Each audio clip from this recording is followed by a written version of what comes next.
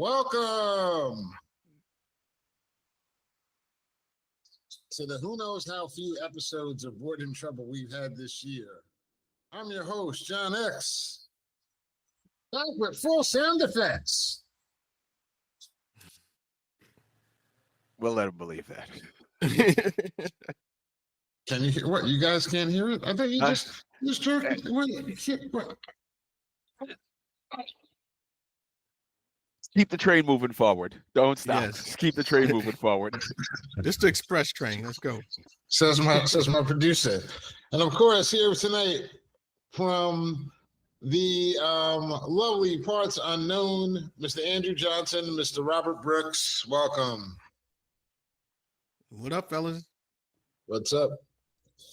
We've had a long hiatus here on Bored in Trouble, and I had to kind of explain that. It wasn't as if the show was going anywhere. We're not going anywhere right now, but we've actually taken a lot of hits in the past few weeks. It's been a rough couple of weeks for the show. Big shout out goes out to Grant Lancaster, who I saw myself personally about 2 weeks ago. His pops passed away. Gee. Big G. And that was Mr. Lancaster was a very cool guy and someone who I watched a lot of basketball games with here over the years. And may he rest in peace. Big shout out to Grant. And hopefully, brother, you'll be feeling that was Grant's man, 50 grand without a doubt. So, and I just want to give a big shout out to Big Ed. I know they call someone else Big Ed in his family, but to me, that's always Big Ed. So big shout out to Big Ed Lancaster. You did the thing. You lived your life. And you brought one of my best friends on this earth here for me, who I would find it pretty difficult to exist without. So a big shout out to Mr. Lancaster. Big respect to Grant and his side of the family. And also, Reggie Reg, who's been a contributor to the show from time to time. A few weeks ago, he lost his wife, and one of the reasons why I wanted to mention that is because we always gave him a hard time about being married, but yeah, I don't know. The man loved his wife more than anything else. So big shout out to Reg. If you're out there listening, prayers are with you. Man did it right. He went hard on the till death do us part, and in the sickness and in health, he went hard on that. He believed in it. He did. Just to hear his story and his eulogy when he was talking about his wife and how he actually met her. It's a funny story, really, because he kind of just he met his wife and was like, okay, I'm here. And you can't go no place else. There is no this competition for your hand in marriage is officially over. And he put that down, and that was how he did that. And he told that story at the funeral. He sent us that. And hey, black love. You know what I'm saying? But just love, period. One thing about that, especially in light of all the conversations that they're having online about this guy, not Shedeur Sanders. What's the other guy, Rob? Oh, Travis Hunter, Yeah. And his girlfriend. There's a lot of people that are out there that have commentary and have things to say about his decision and his wife, his girlfriend, fiance, who he's been with for a few years. And to that, I just have to say, I need to mind your fucking business. Andrew, you're a relationship coach and counselor. You understand better than anybody else. It's not a matter of what a stranger feels about your relationship. It's how you interact between the two of you. Yeah, definitely. It's one of those things. It's a tricky situation with that because they're in the public eye. So everything that they do, now that he's won the Heisman, is going to be scrutinized. So the camera is always going to be on him and her, and they're going to be, so caught up in their interactions, and everyone's going to be trying to do a psychoanalysis on them. Just to say, say, well, she made this face, or her body language was this, that, and the other. I think the only issues that I see, looking at the outside looking in, is I'm not sure if she's going to be able to handle the fame of his stature, because if she's struggling a little bit with it here in college, the pros is at it's a totally different level. There's going to be women coming at him from all angles, and I don't know how she's going to be able to handle that. I mean, that's not for It's everybody. not for everybody. No, it isn't, and it definitely ain't for the weak. Yes. Well, Rob, Yes. you work in professional sports with the Phillies. Have you ever seen? You don't have to. I don't expect you to name any players' names, but have you ever seen any situations similar to that where I've seen wives melt down. Just like one of the announcers in Philadelphia are kind of unique in that, like, the fans really sort of embrace the announcers. Mm-hmm. So, we had a guy, I'm not going to say his name, but he's no longer with us. But I used to have to schedule an extra, if we were going someplace, you had to schedule an extra 20 minutes. If he was walking, because everybody was going to stop him. Everybody wanted him, you got to say hi to my mom. You got to do this. And, some people get put off by that. Like they're trying to have a conversation with this person, and there's always somebody else trying to get his attention and whatever. Like, that's not an easy way to live. And, the demands on his time and energy are just going to increase. And he's going to take them all because you're a football player. Your window is short that you can, that you got to strike. Because you don't know when the knee is going to give. You don't know when the elbow is going to give. You got to make that money now. So and those types of interactions, those positive interactions, can stretch your money out because you're only going to get that big money now. Yeah. But afterwards, like, you work in broadcasting, you hire ex-players a lot of times. You hire ex-players. There's still plenty of ways, but it's all going to take more of his time and attention. And if she's struggling with that now, it's going to get much worse. Like, she may not be able to handle it. And there's no getting away from it either. Like, when they go on vacation, he's Travis Hunter. Like, it's not like, when my announcers leave Philly, a lot of times they just go someplace else and be. Nobody knows who they are. And where Travis Hunter goes, he's Travis Hunter. So, Andrew, should there be an expectation of Travis Hunter, for Travis Hunter to see his girlfriend actually grow into a role where she can deal with it a little bit better? I think he can have that expectation. I think the problem is I think that it's the female attention.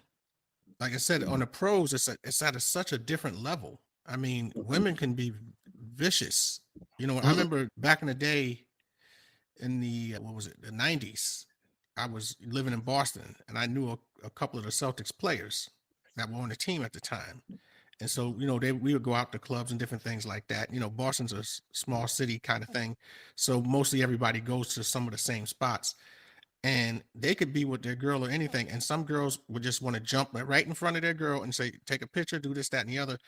And that's what I'm saying. I don't know how she's going to be able to handle that, because that's those women are going to be coming at him. And at the college level is different, because it's a little, you're sort of sheltered a little bit. When you get up to the pros, you're a grown man now, and they're going to treat you as such. It's a totally different ball game. And so I don't know. This is just me guessing. I just don't know if she's equipped to handle that. Like Robert was saying, it's only certain types of women that can handle that level of, fame, when someone is that, that popular. I think the most important thing that you said in that was that I just don't know, which is really the honest answer. None of us know. What we've seen snippets of her in a room with him for an hour, 2 hours at a time, maybe half an hour here, half an hour there, and people really just basically coming at her. We all know that there's women out there that are dying to take her place and everything. But my whole condition is like Rob, you've experienced it. You just expressed, Andrew, your experience. My experience is different. It was in music. And in music, you have women that are throwing themselves at you all the time. There was a time when I was just in a music video, and I can pretty much go any place and get laid within a half an hour and everything from a stranger, someone I did not know. And I did test that out once or twice. when I was younger. I'm not going to lie. I did test it out once or twice just to see if I could make it happen. I didn't actually make it happen at that time, though, because I've always had certain standards. Even if I made you wait, I would make it wait for maybe the next day. I think about it, I go out and I try to make it happen. And I say, oh, this shit really worked. Let me call this hoe up and, go and smash these cheeks because they're available. Because I was young and I'm immature, and those are the things that I'm looking for. I'm looking for temporary relief in that short period of time. I don't think Travis Hunter is that type of cat. Rob, you can attest to the type of work that it takes to be a D1 football player, nevertheless a Heisman Trophy winner. Is this guy really going to spend his free time out there chasing a lot of butt cheeks? Some of them do. I mean, some of them some do. Like it's, there's some dudes on this planet who are just freaks, man. Like, and I'm not just talking about in a sexual sense. I just mean, like, there's a dude. I'll just say his first name, Art. Art went to a high school in Brooklyn. Art was short as shit. Art's legs looked like tree trunks. I swore Art could hear the hole. I don't even know if he could see it, but he could hear the hole. This motherfucker he set the high school rushing record at his high school in Brooklyn with a surgically repaired knee. Came to Temple one day, right after you guys had visited, and you guys left a case of 40s. Okay. So Art's like, yo, you got 40s in your room, man? Why don't you bring this motherfucker? So I bring some 40s down, like figuring after practice we're gonna hit him. No, this motherfucker wants to hit these 40s before practice. Like, it was the worst day of football I ever had in my fucking life, man. I got yelled at so much. I was 8 steps behind everybody. Art was like nothing ever happened. Like he was just fine. He was a natural talent. He was ridiculous. And there's some dudes like that. There are some dudes who, they go out at night, they put the sign up, it's like a railroad. They have like a railroad schedule and shit on their door. Right. we got an 8:15, we got a 9:17, we got a 9:45, and then a midnight. Let's go. And those are good times for them as young men. I definitely got to take the name off of this story, but there's a dude. He was actually a Hall of Famer. But we're out at a dinner, and one of the other guys in the groups is smashed, like just hammered. And he goes, "You see that shit? See, so many guys ruin their careers with that shit drinking. Now me, I like to fuck, and if you do it right, you can fuck 2-3 broads in a night." And like my head was splitting open because the guy's a Hall of Famer, but at this point, he's like everybody's grandfather. He's like 67 years old at this point. And this is how he's been operating for the last 40-something years. Still getting it in. Still getting it in. Literally till the day he died, getting it in.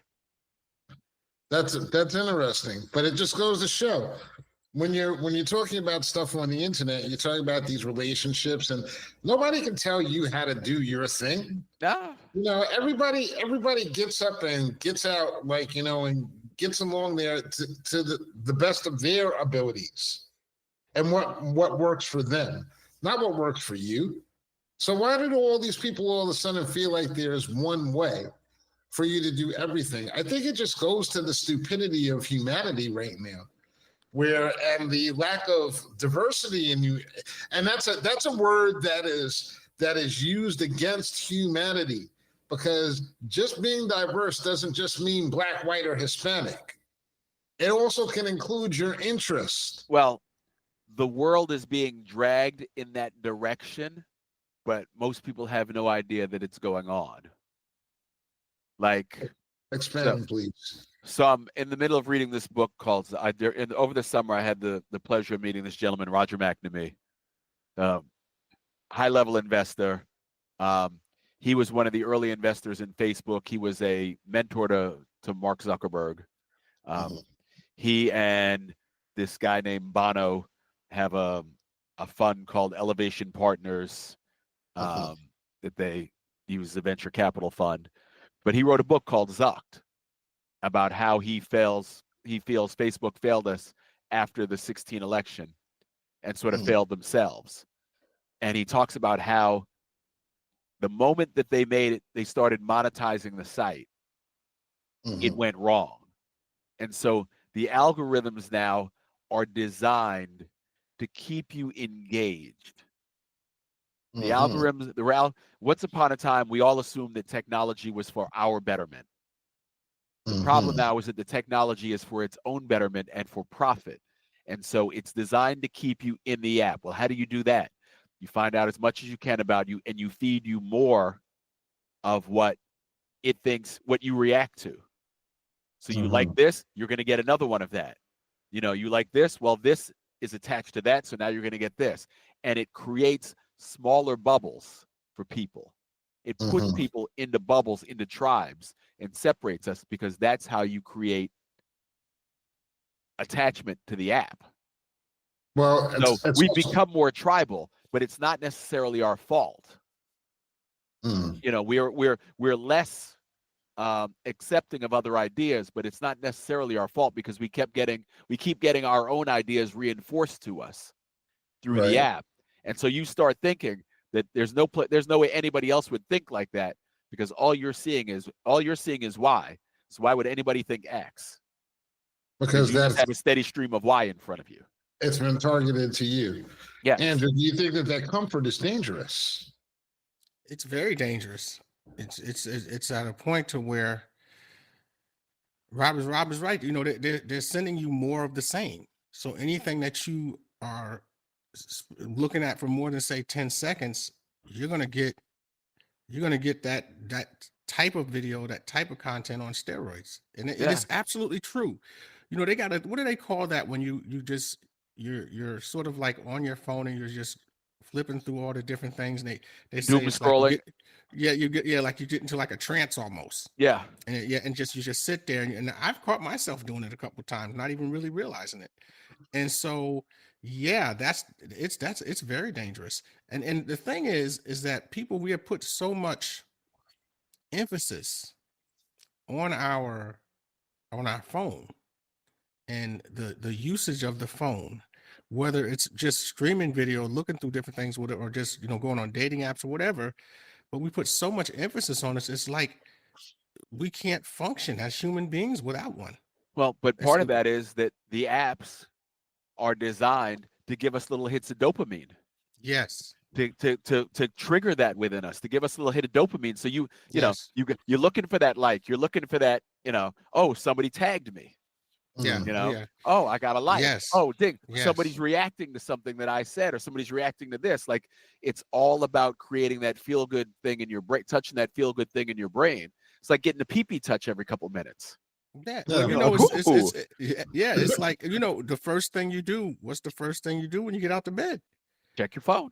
Get that phone, you know. So that's true. That's what's happening. It's just we're seeing how many people liked our video, whether we put a little clip up, or, you know, how many listens we got, how many, you know, whatever the case may be. We're kind of stuck to this stuff like glue.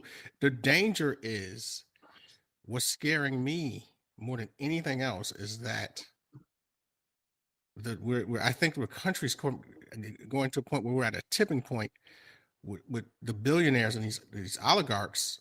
They're the one who are, you know, the biggest beneficiaries of it, you know, financially. And I think people are just going to be broke and run out of money.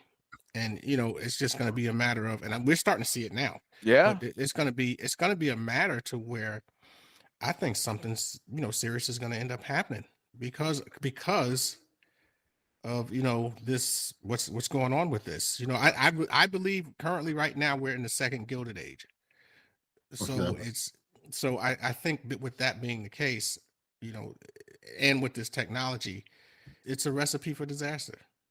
Well, I would say they don't eat the middle class. Yeah. Well, I don't think that there is a middle class.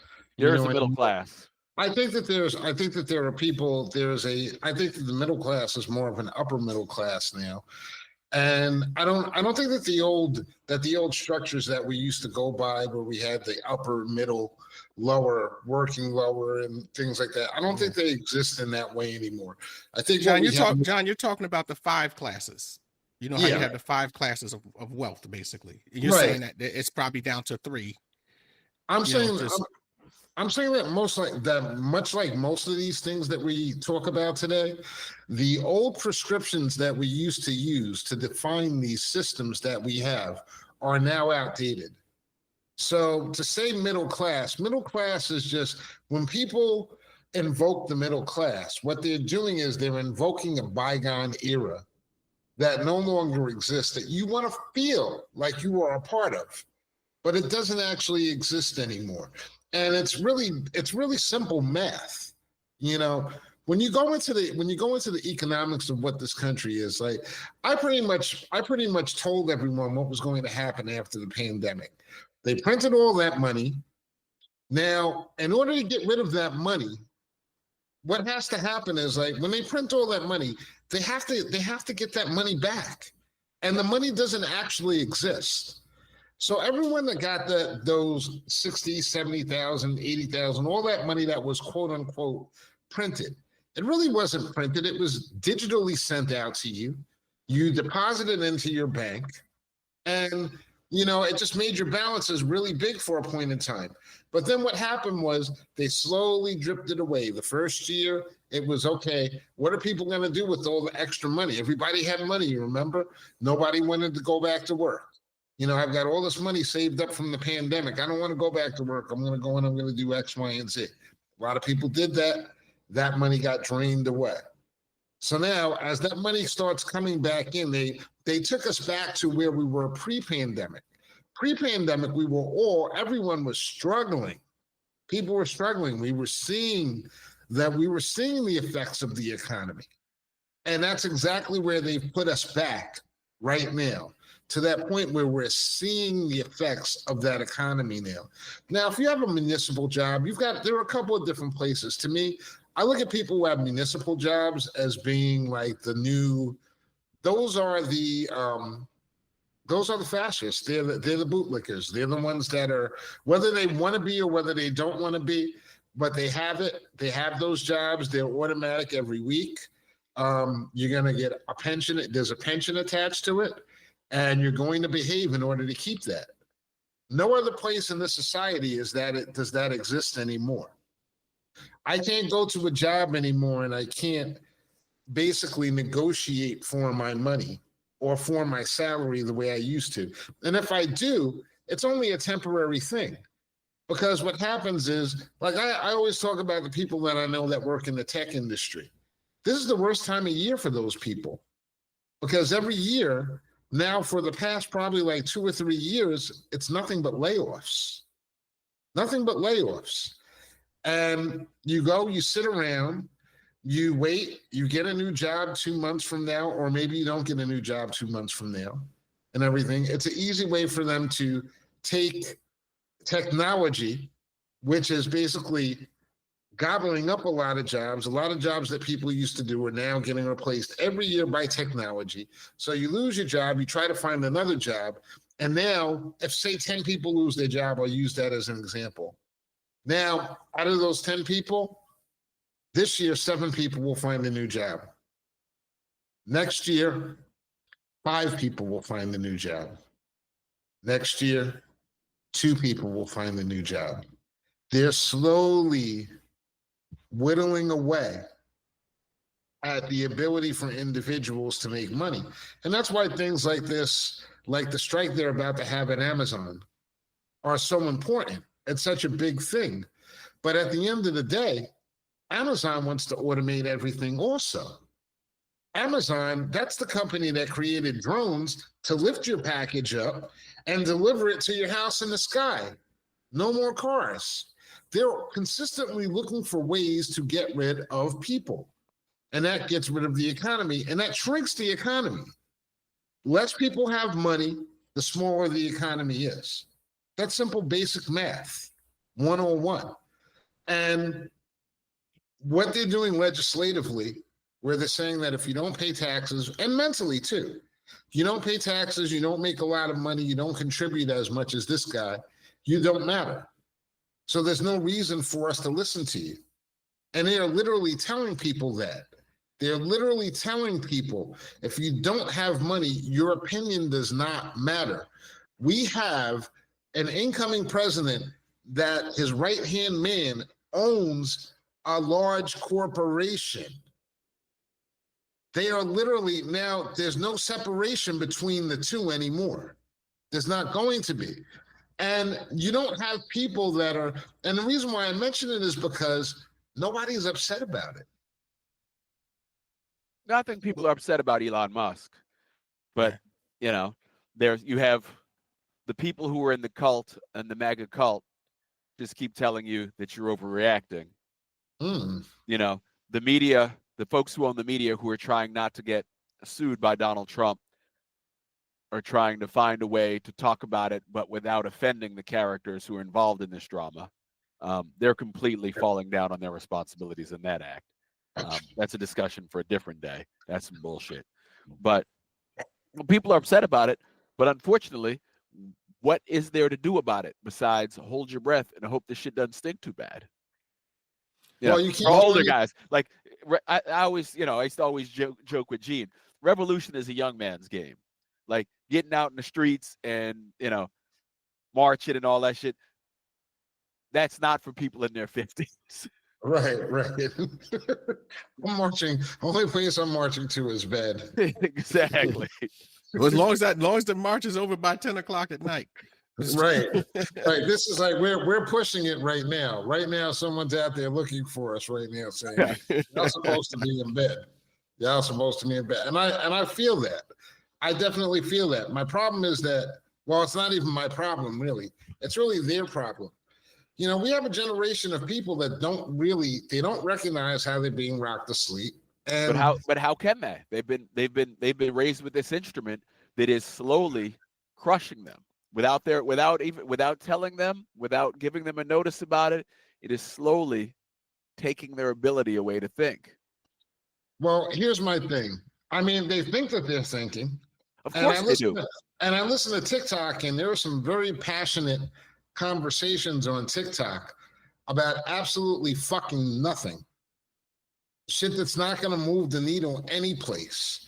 And the thing about TikTok is it's much like what you had discussed before about the internet.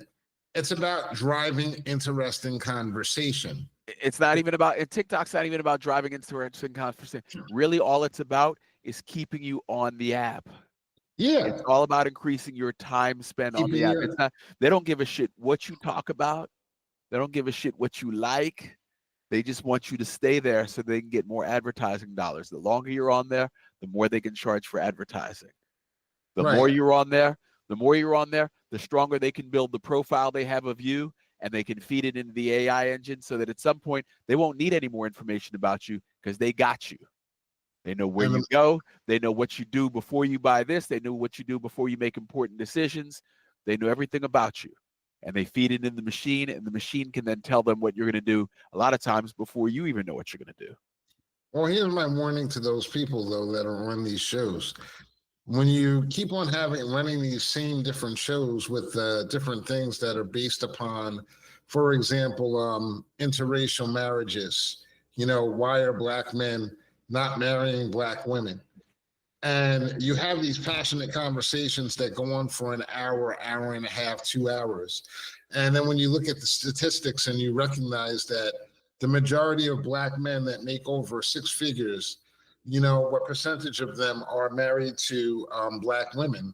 Do you know what that percentage is? 62%.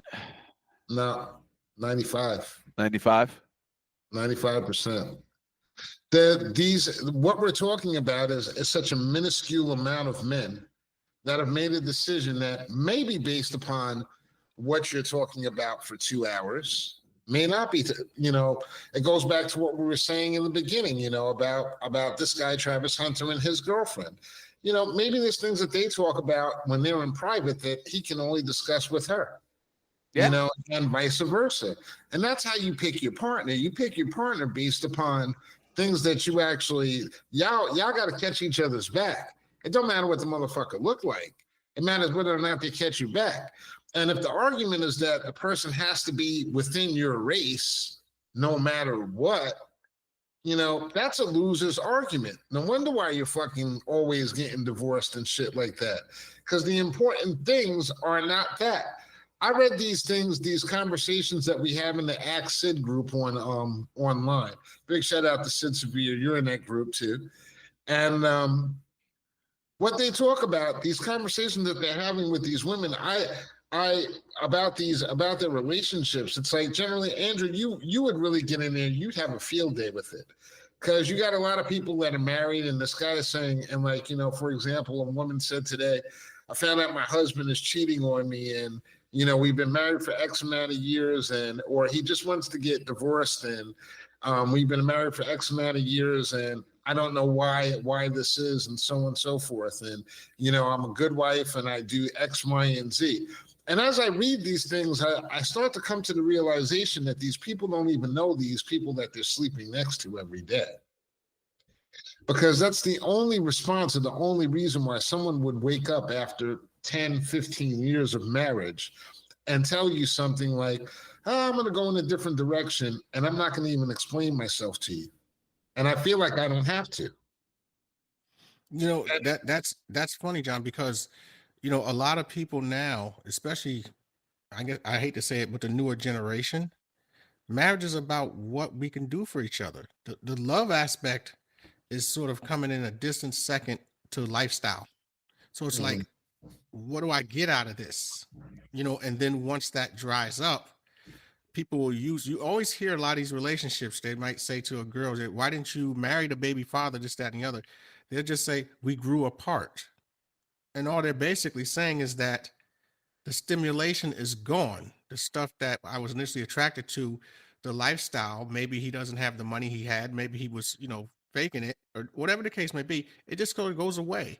And so when that's gone, they're not combined to each other, connected to each other by love. They're connected to each other by lifestyle. So I just, it's funny. I just did a talk in the community there's about maybe 12 women. And I explained to them their choices, because they, like out of the 12, 10 of them raised their hand and said they wanted to get married. And what I said to them is that you have 3 options nowadays when it comes to getting married. You're going to get half the man you want, you're going to get all the man that you need, or you're not getting anything. Those are your options. And it's really hard for women to accept that, because women really believe that they can get 100. And so they've been told they can get 100. They've been told they deserve 100. Yeah, and that's the issue. So even when you say 80 to them, they give you a scrunch face. It's like they're like 80. They really believe that they can get the 100. And so when I give them those are their choices and options, they don't want to hear that. So they're going to go on some of these apps, like, the different ones that give them the 60-second sound bites that are going to keep reinforcing their cognitive biases on thinking that they're going to get 100. It's no different. You can even make an argument that the church does it to them. Come to the church, meet a man. They get you a man, this, that, and the other. It's okay. You got all these kids. It's fine. Come in here. It's to keep you. It's no different than the app. It's to keep you stimulated, to keep you there, so that you can get, the more time you're there. Hopefully, you'll start tithing. Yes. Contributing to the well-being of the foundation. Yes. So that's where we're at. Everyone wants that cognitive bias, that belief. It's hard to tell people you're not. This isn't a Tyler Perry movie. You're not even close. Yeah. I listen to it and it's like, to me, I listen to it. I'm like, y'all ain't even close to happiness. You're not close to fulfillment. You're not close to companionship. You're not close to anything. And as I was saying this, I still have my Facebook listed as single. And I've been in a relationship for over a decade now. And I'm not going nowhere. I'm not out here hunting. I'm not out here fishing. I'm not going nowhere. It's just like, because I have that type of relationship where, we rely upon each other. And if she's not there, or if I'm not there, then that's a bad thing and everything, but we'll keep going. We'll keep getting through to it. These people, when I listen to it, they don't even understand. Like they're not even close with their conversation. But for many of them, how would they know? Like how many of them are brought up in a situation where they get to see a good, wholesome relationship modeled for them? Well, that's a good point, Rob. That's a good point, Rob. But you're also talking about a generation or generations that are younger than us. They've been disrespecting any type of information or knowledge, or this. We're raising them. Let's stop kicking these kids in the fucking teeth. We're the ones who raised them. We're the ones who handed them fucking telephones and iPads at 2 years old because we didn't want to fucking deal with them. Well, listen. And now they're disrespectful. Listen, I'm not talking about them. I'm not talking about our kids per se. No, I'm just saying this younger generation. They're being raised by fucking iPads. 40 years old. That's not my child. That's someone who's younger than me. You know, for anywhere from 40 to 50 years old. That's a generation that's like right there, right next to us, but completely and totally different. And you guys have heard me say it a million times. I am one of the most understanding and compassionate people when it comes to these things, more than anyone else, because I was a mortgage banker in 2006. I did see a lot of these people grow up with housing insecurity, financial insecurity, family insecurity, all of these things that have added on to the angst of what these generations that follow us before. We were probably the last generation that had a solid understanding and upbringing. But at the same time, their stuff was different, but they're still beefing. Like, I'll give a great example. A great example is like what happened with Joe Biden and the Biden crime bill. The Biden crime bill took him down, took him out completely. You know, there's no argument behind that. He came up with that crime bill. He put those people in jail, and so on, so forth. But you and I, Andrew, we all understand what it was like. We know what crack was like. We talked about it on the show. We know what it was like.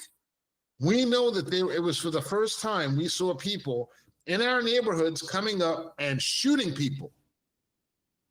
And we saw drug dealers and we saw drug users in our family, in our uncles and aunts, our neighbors, things like that. All types of people from all different walks of life.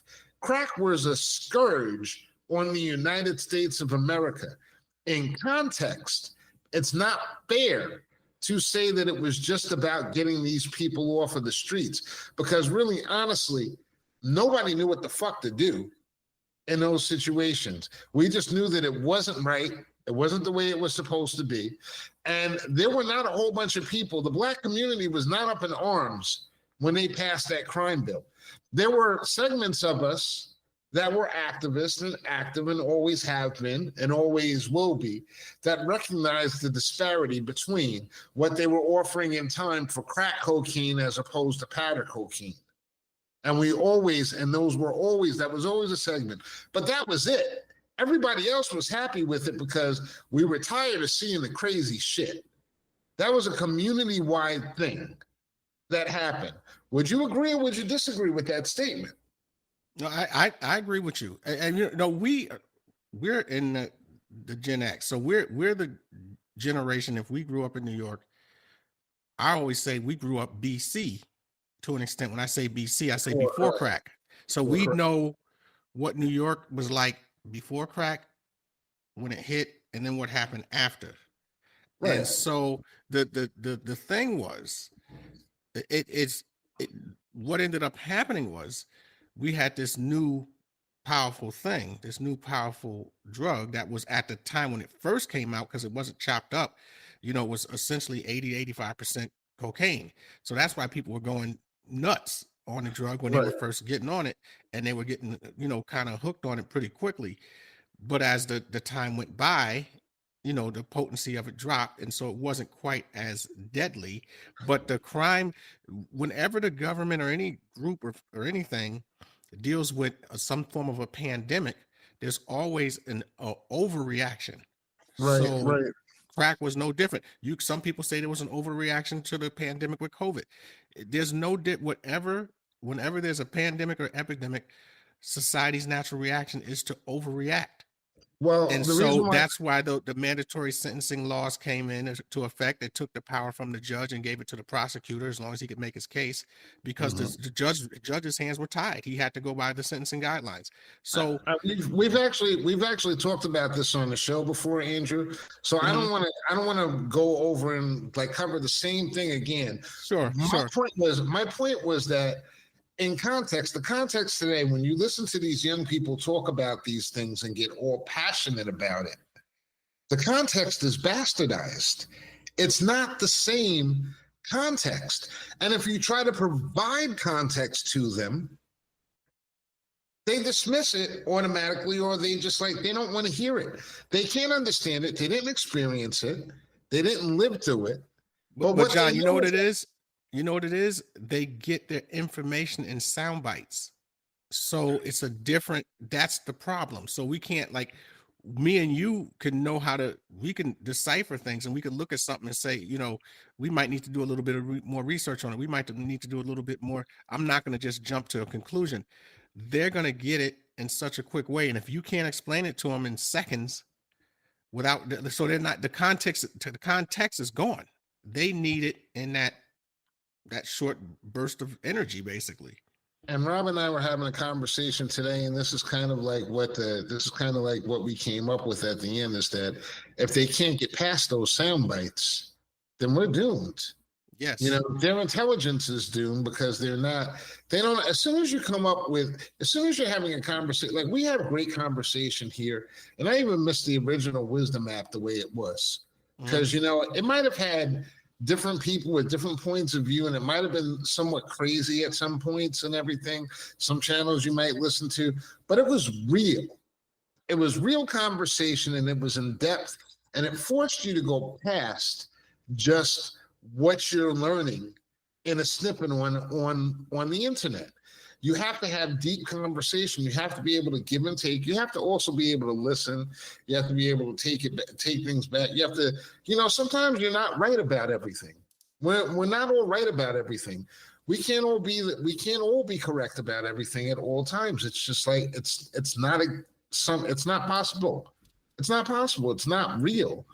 And with all these portals opening up in the sky right now, and all these different things going on, I can't help but think that we may be ripe for harvest at this point. But you know what it is? They're going to react to when they feel it. So once the pressure, and they feel it, and they start to feel it, that's going to persuade them. They're only going to react when they start to feel it, meaning like their situation has gotten a whole lot worse, or a lot dire. There's nowhere for them to go. They can't go rely on those sound bites. When they start to feel it, that's when the change will occur. And just when the change occurs, because I believe it will, because things don't just stay for a certain way forever. It's going to be a quick change. Things are going to happen relatively quickly, because it's going to catch on really fast. But the thing is, people have to get to that point where everyone is starting to feel the pressure or the pain that is associated with that type of behavior. I think by the time that happens, it's going to be too late this time. We're entering into a zero-sum situation here with what's going on with the new regime that's going to be coming in here in the next couple of months. And a lot of people are going to really fall by the wayside. A lot of people that were cheering, you see the buyer's remorse as it is right now. First we're going to bring down prices on day one. Now, it might be a little bit more difficult to bring down prices than we thought it was. Well, John, let me just say this real quick.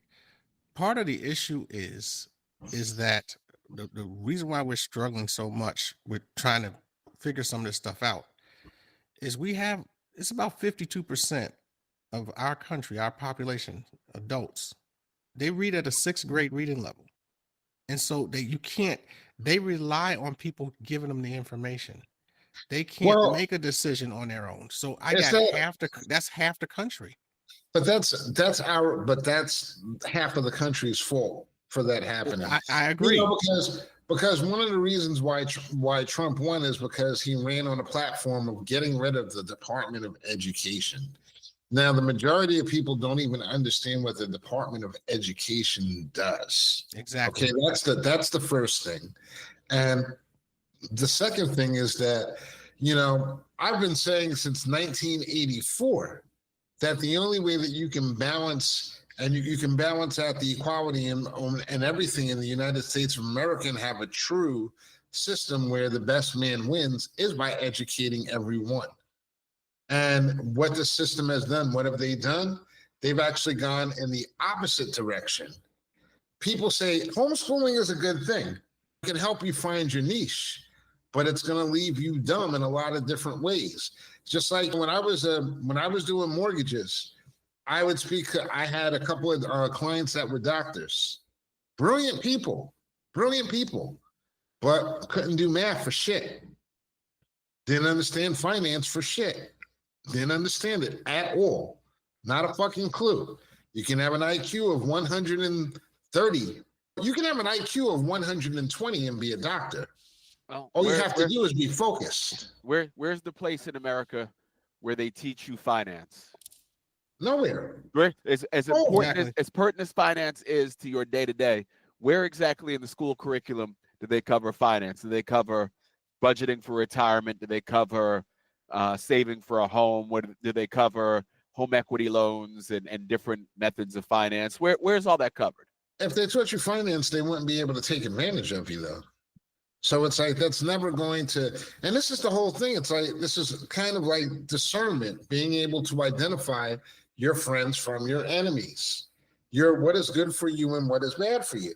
And John, if I was just going to say real quick, if people knew that when they get a 30-year mortgage, halfway isn't 15 years, it's 22 and a half years. If you could just get them to realize that's how much they're being ripped off, I guarantee you it would change. It's just that they can't fathom that. And so that's why I say that you're right. The education system has let us down. And that's people can't even figure that out. But you can't tell people that the education system has let them down because they're so passionate and so strong. They're so strongly opinionated about the things that they're opinionated. They're so strongly opinionated about the fact that Black people don't come from Africa or Black people come from Africa. And these things are things that they will spend all their fucking time butting their heads about. Who's Black and who isn't? Where we all know, my mother made it simple. Light skin versus dark skin. You know what I'm saying? What is more? You know what I'm saying? Is more value to a light person or to a dark person and everything? And the answer is the same as my mother told me. The same thing that they call you when you go down south, the N-word. They call you both. Both of you are the same. These are things that these are things that we discuss, that we argue about, that have literally no value. I think it's hilarious every day, when I see different stuff and I see the Umar like memes. But at the end of the day, Umar is a clown. The guy's a clown because what does he do for the community? Right? He's building a school. All right. It's just taking him 10 years, but he is building a school. 10 years to build the school. Okay. And besides that, he gets paid off of all these different memes and and the division. He doesn't actually do anything for the Black community. Anyone who does anything for the Black community is attacked right away and ostracized. And that is it. And if you have power, and we have this thing in our community where we are so righteous. We are so right. We are so proper, prim and proper. The same people that are going out and shooting people over fucking one block or the next that you don't own, one color that you're wearing and that someone else is wearing. These are the things that we actually take as life or death. White people don't have to even enter into our neighborhoods anymore to actually do these things. They can do them. All they have to do is turn on the TV or put out a record and everything. We don't control our music. So we don't control the messaging that goes into our people. So they don't even get that. We don't even have the advantage there. We don't have a Tribe Called Quest. Would we change? Here's the thing, though. If we controlled it, would we change it? At this point in time, no.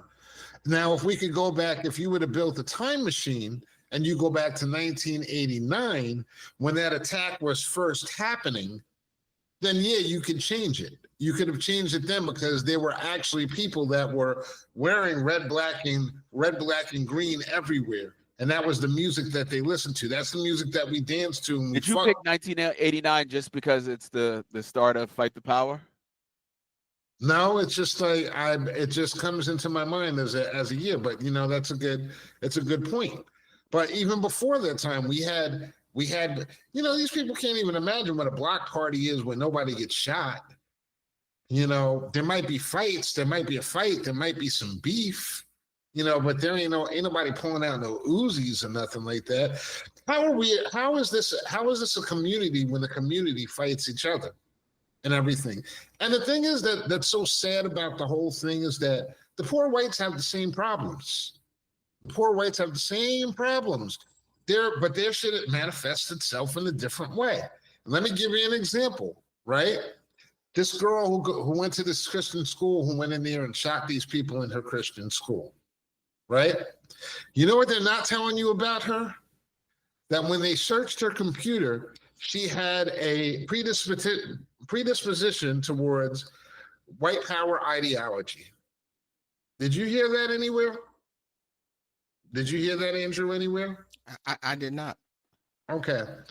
She was actually on those websites, and she was like really into that stuff. She was a loner, and she was this and that and this. And of course, the first thing they say is that, oh, she was a lesbian, or she was like this and that. And she identified as something else. No, she was just a regular young white girl who had been indoctrinated into this white power belief system. And she went out and she shot these people in her neighborhood, in her school. It's got nothing to do with any other community other than them. Okay, this is their problem. This is their issue that they created. And but here's the thing. Did they create it, or did this larger thing that's going on in social media help create it?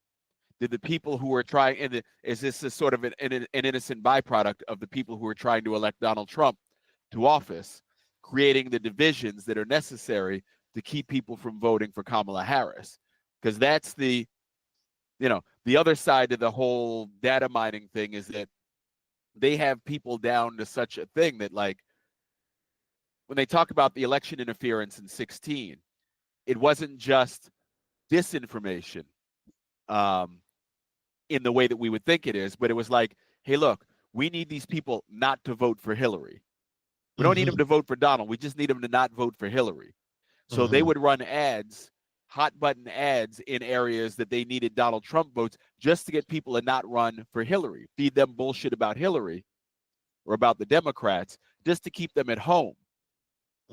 And this young girl who's been on the internet, she's getting these things that keep pushing her further and further into a corner. You know, is that her local community problem, or is that the global problem that we're all dealing with right now? It's definitely global. And also there's more to it. Her parents were a mess and everything. I'm not saying that the white power ideology was the only thing that actually got it going, but I'm saying it was a contributing factor to what happened in that situation. And we don't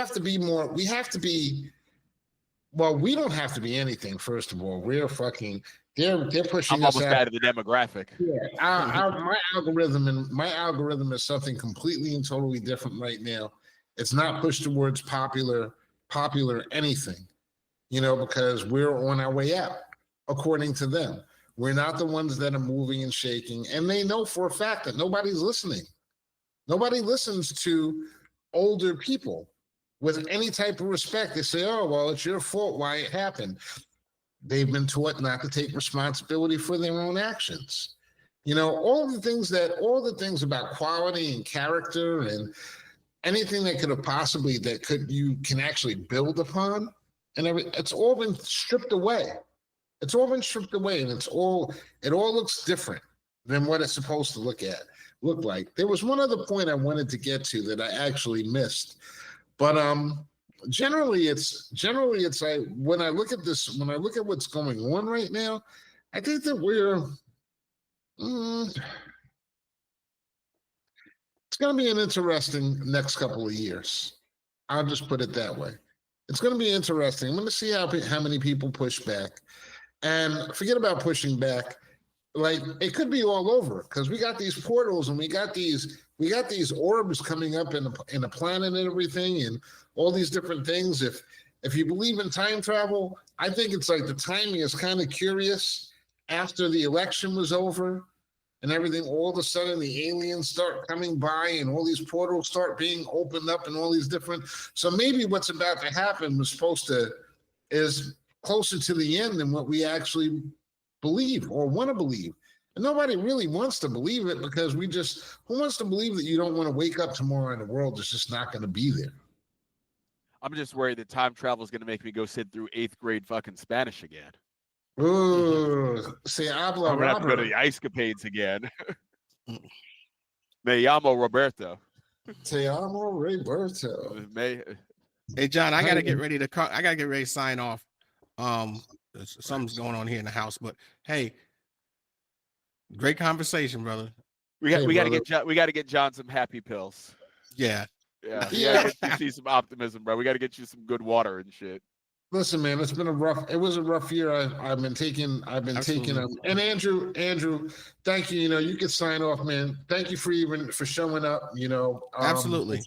It's been a few weeks since we've had anything, you know, of course, with everything that's going on. And look, I mean, I'm not despondent about anything. I look at it like I'm on borrowed time.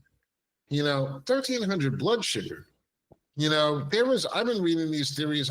Sometimes I think that perhaps I didn't actually get up and I just moved to a different realm of reality where I actually lived and everything. And that's why your hair's just growing wild now.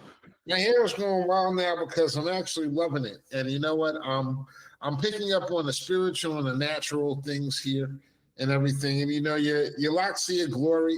You pick up on your receptors. You're gonna get dreads? You're gonna grow dreads? I don't know about dreads, but I'm definitely considering getting it braided again, like I haven't had in a long time. I'm definitely considering getting it braided again. And I haven't had braids since, you know, some people have never seen me in braids, but I actually did have braids in, let me think of, what was the year? Probably 2000, I want to say 2003. 2003, 2004, somewhere along there. But I'm like loving the hair right now, honestly. Okay.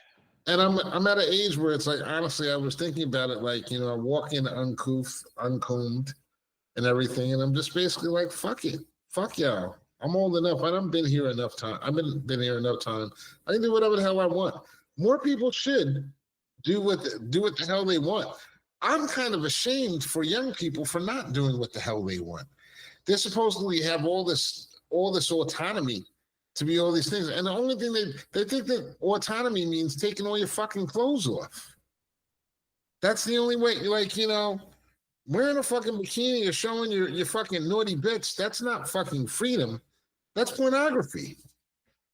And look, I'm a man. I don't mind looking at it. But at the same time, it's like there's a limit to that shit. And that's what this phone is. You have a whole app. Facebook made a whole app called Threads that's supposed to be competing with Twitter. And it's nothing but hoes. Nothing but hoes. Once again, what gets attention? Hoes. They get rewarded for attention.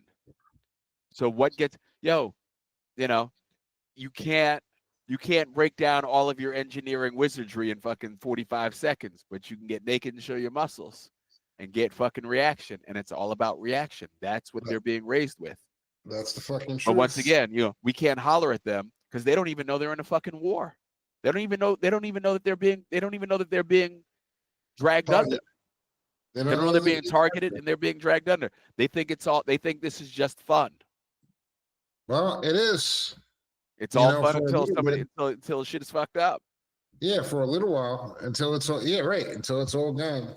And I mean, hey, look, Rob, it's been an hour. Yeah. It's been an hour. Or more for some of us. Yeah, or more, exactly. Listen, man, me and the technical difficulties. It's been 3 weeks. And I'm gonna end on this. I'm gonna tell a story about my net group. Okay. And I tell you how we always argue with these dudes. Remember I came on the show and the guys that kind of like, came at me. Mm-hmm. And, a guy was talking about how I was sick and all this other shit. Well, turns out the dude disappeared because he went into the hospital and he was sick. And he put a message up in the group and he put himself in the hospital. He was like, I have to kind of take the stuff back that I said to you because like, now I'm in the hospital right now too. Now, this is not a matter of like, you never are supposed to like run around and like, this is a shot at Florida. Yeah, be like, this is great. This is great that this happened and everything. It's just like I don't feel that way whatsoever. I actually liked him at one point and everything. I actually did like him at one point. And the thing that we had our rift was that he was arguing with me, and what he said to me during this argument was that he's a very severe Trumper. He's like, my problem with you, John, is that you did everything right, but you have this ideal and everything. So what he's saying to me is that I worked hard like I was supposed to. I have the same, like, I have hardworking like ideologies. I've got talent and I got understanding of the markets and ways that you can actually exploit them and take advantage of them. But your biggest problem with me is the fact that I don't agree with you at the end on who I would vote for politically and the things that I actually believe work. But that's because of the fact that I have knowledge and I understand that one thing affects another. I understand that an educated population is for the better, not for the worse. I understand that having autonomy and being able to make a choice is better than being forced into a situation, because then later on in life, when you find out that you were wrong, that can be devastating and crushing to you. And I also understand that just because I have these ideologies, not everybody agrees with me either. Okay. So it's like I'm more open to it. And the thing that was I really thought about as he was saying this was like, damn, he's saying this shit, but he still don't fucking get it. He don't get the fact that I took my time out to actually school him and put him on to something and to help him out and to do the right thing by him. And he returned that because he believed in a different ideology with derision. And he never will get it at this point, because it's just like, because in his mind's eye, it's not for everybody to get. Yeah, it's not for everybody to get. And I understand that. And, so what I did was what would you do in that situation, Rob? You'd probably make a joke about him being in the hospital and keep it pushing, right? I hope he gets better and, go back to smoking weed. Go back to smoking, right, exactly. Right. Don't worry about my own shit. I got my own shit to worry about. My own shit to worry about. You got your shit to worry about. It's not a disrespect thing. It's still actually a love thing. Yeah. To a certain extent, but it's a love in a different way, because I just can't fuck with you no more. I can't put you on no more. Because and that's the reason why. And then when brothers don't understand why brothers do not stick together, they don't look in the mirror. They don't understand that I reached out to you so that way you could reach out. That's the way it was taught to us, right? All the people taught us stuff, and they told us to tell the other people. Each one teach one. Each one teach one. So, but you don't want to each one teach one. You don't want to be taught by me. You don't like the message, or you don't like the package that it comes in. So you have a problem with it. And that was all it came down to, is that you just didn't like you don't like the fact that I came down with the ideology that's different than yours. Maybe it's more expansive. Maybe it's more learned. So, how do we fix these motherfuckers? You don't. It's not. Everybody's got their own trip on this planet. Everybody's at their own level. Some of them desire to expand and grow and to figure out more, and they will take the ideas that we give them, and they will, there'll be seeds to them that will sprout and grow, and there are other people who will take those seeds and eat them and shit them out tomorrow. Yeah. And that's, you keep giving the seeds anyway, and hoping that they plant them, but some of them are going to take them and shit on them. Some I'm gonna shit on them. And guess what? You're not offended either way. You've done your part. You've given it. Yeah, and that was all freely. And that was all that I had to do. Born in Trouble. Crazy. Who knows? Maybe this is our 15th episode of the season, maybe 20. I don't know, but you know what? It's been a rough year, and I almost lost it. We've lost a lot of people. Some of the people that I know are still fighting through it every day, but we're going to keep continuing to get up and keep going and fighting the good fight. And mostly, the reason why we do this is out of an emotion that most of you don't understand. It starts with 4 words, and it's LOVE.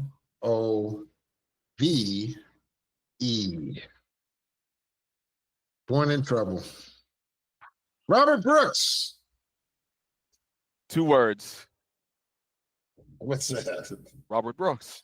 Robert Brooks. 2 words. Everybody, thanks a lot for tuning in. Hopefully next week we'll have a couple more people.